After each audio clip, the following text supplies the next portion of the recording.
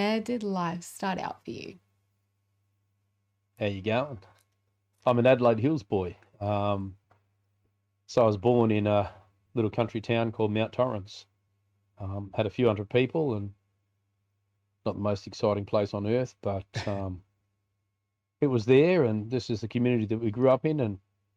And I actually started out life in a family which had a level of commitment to church. It was a Lutheran church.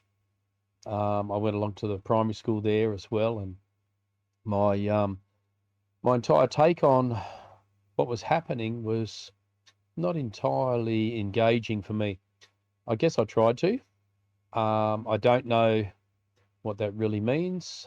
So as a little kid, I went to the primary school, and I remember the teacher taking us all through the book of or parts of the Bible. It was definitely Exodus, probably a children's Bible, you know. And it was really what it was doing was stirring something in me. So she was talking about Moses and the way God spoke to him out of a burning bush, the plagues that came on Egypt, all the different stuff. And something in me was like, if God is real, if God is like that, I really would like to know him. I'd like to, like if he's personal, if he's real.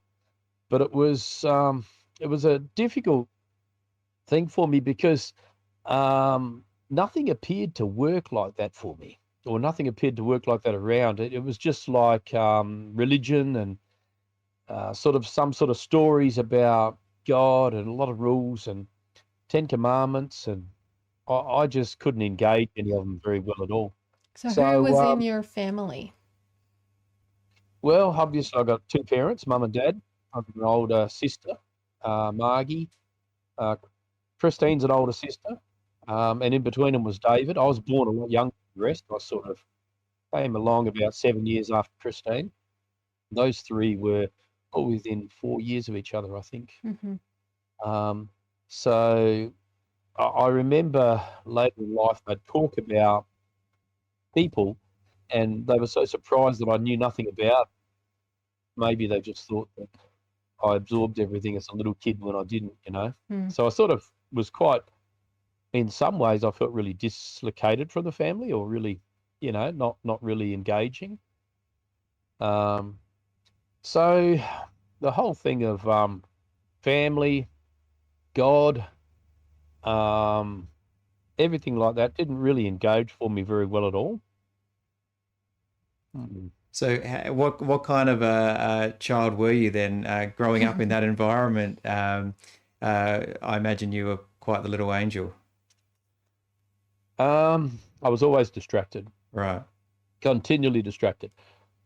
In the school, in the classroom, I found myself unable to concentrate. Reading was one of my pet hates. I couldn't handle it. I invented a vowel that I used when I wrote, which represented all five of them. I wrote really messy. And this sort of didn't even surface until I was in the Philippines in 1996, setting up a crusade. And I had a laptop, and I'm trying to put in all these information and fax it all back into Malaysia. And suddenly I realised I can't spell. I've got to use a keyboard, and I can't do anything with it. Oh no. So you're inventive. Yeah. You made do. Yeah. So basically, myself and my teachers, Yeah. we had an understanding of each other that we just hated each other. Yep. Yep. I had a big huntsman spider in my desk, and it was those old desks where they had the oil ink hole, like the ink hole in the top, and the hinged lid that you put all your books in there. Now, obviously, I'm a lot younger than that, but the desks were that old. And so I kept this huntsman spider in there, and I put something over the inkwell holder, hide him in there. And when I pulled it off, he'd come bursting out of the hole, and there'd be girls running and screaming, and I'd get it. Oh, it was great, And then the teacher murdered my spider, which was horrific. I was just, I had to deal with that as a little kid. Wow. Wow. So it was only a small primary school. There's about 26 kids when I started. It's actually wound up and it's finished now. There's no school there at all. And I was just the naughtiest kid in the school. So probably the most distracted and the most unengaging. So then I get through to high school over at Birdwood, and I found myself being in the trouble as well continually. So it wasn't just the small group, it was the larger picture as well that trouble sort of followed with. So it was an interesting environment. I was always looking for attention. I thrived on negative attention. That seemed to be what I got the most.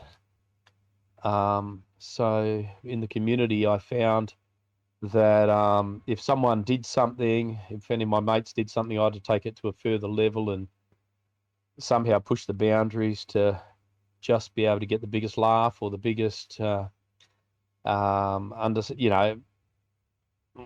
it was that came out of it. So there'd be a lot of people in those schools and communities that still remember your name for all the wrong reasons.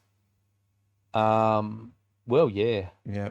I have a friend of mine who lives in Tasmania, Zoe Hosey, but for a while she was in Queensland on staff as a teacher in a school at Springfield, a private school, and they were looking for people to come in and teach kids different skills, and she suggested me on the mechanical stuff, and she mentioned my name to the principal, and he said, I hope it's not the same Steve Schiller that I know.